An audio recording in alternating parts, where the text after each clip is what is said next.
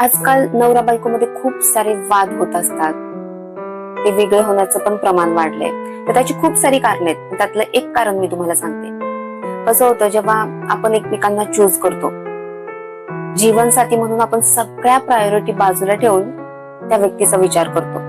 तर मग अशा व्यक्तीबद्दल, त्याच्या सवयीबद्दल, त्याच्या वागण्याबद्दल, त्याच्या फॅमिलीबद्दल आपण आपल्या आईचा किंवा आपल्या फॅमिलीचा सल्ला कसा घेऊ शकतो?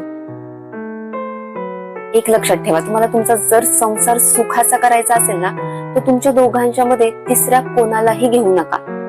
छोट्या छोट्या गोष्टी असतील तर त्या तुम्ही स्वतः हँडल करा किंवा तुमच्या पार्टनरशी डिस्कस करा. कारण आपण आता बायको ह्या टायटलशी जोडले गेलेलो आहोत. तशीच काही मोठी गोष्ट असेल तर तुम्ही निश्चितच तुमच्या आई वडिलांशी बोला.